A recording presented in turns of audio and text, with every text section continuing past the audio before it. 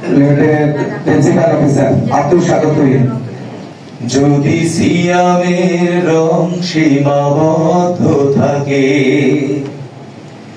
বদ্ধ থাকে, সীমাবদ্ধ থাকে 30 দিনে,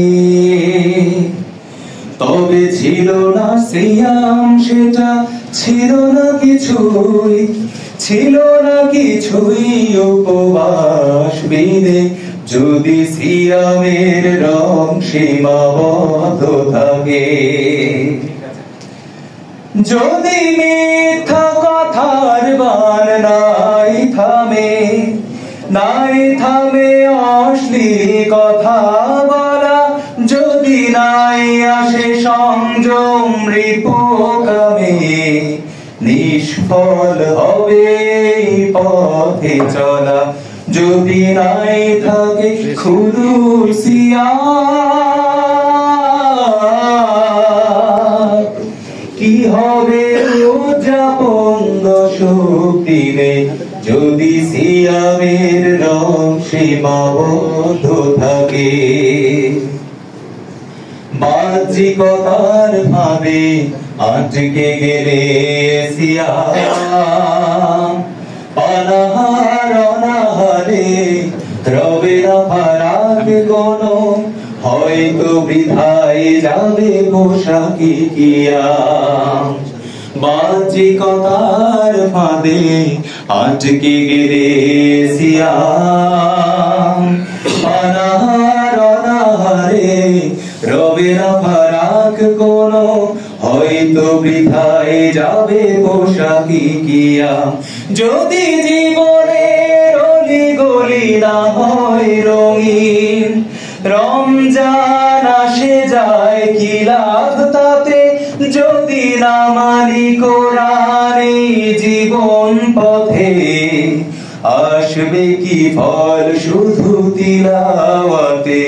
যদি না হয় পূরণ হক সিয়ামে, জবাব কি হবে শেষ বিচার দিনে। যদি সিয়ামের রং সীমাবদ্ধ থাকে, বদ্ধ থাকে, সীমাবদ্ধ থাকে 30 দিনে, তবে ছিল না সিয়াম, সেটা ছিল না কিছুই, ছিল না কিছুই উপবাস বিনে। যদি সিয়ামের রং সীমাবদ্ধ থাকে।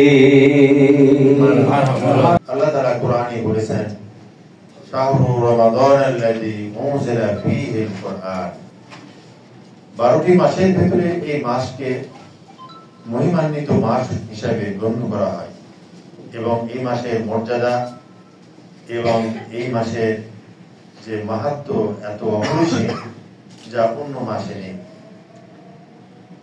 কি কারণ? কারণটি হলো এই মাসে পবিত্র কোরআন অবতীর্ণ হয়েছে। মানব জাতির হেদায়েতের জন্য আল্লাহ রাব্বুল আলামিন এই কোরআন অবতীর্ণ করেছেন। এই কোরআনটি অবতীর্ণ হয়েছে এই মাসে।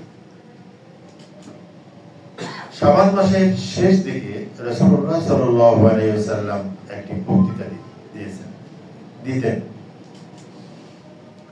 সালমান ফারিসি বলেন যে শাবান মাসের শেষ যখন আসে, তখন আল্লাহ রাসূল একটি বক্তৃতা দেন আমাদেরকে। তিনি সেই বক্তৃতার ভিতরে বলেন, কাদ আযাল্লাকুম শাহরুন মুবারাকুন, তোমাদেরকে এমন একটি মাস তোমাদের উপরে ছায়া বিস্তার করেছে, যে মাসটি মহিমান্বিত মাস। ফীহি লাইলাতুন খায়রুম মিন আলফি শাহর, এই মাসে এমন একটি রজনী আছে, যে রজনী 1000 বছরের চাইতে উত্তম। এবং এই মাস এমন একটি মাস, যে মাস কোরআন অবতীর্ণ হয়েছে। কোরআন বিশ্ববাসী হেদায়েতের জন্য একটি নির্দেশিকা। এই কোরআন এই মাসে অবতীর্ণ হওয়ার কারণেই এই মাসের মর্যাদা। তাহলে আমাদের এই রমজানকে সামনে রেখে আমাদের জন্য করণীয়, এই করণীয় সম্পর্কে আমি দু একটি কথা বলবো।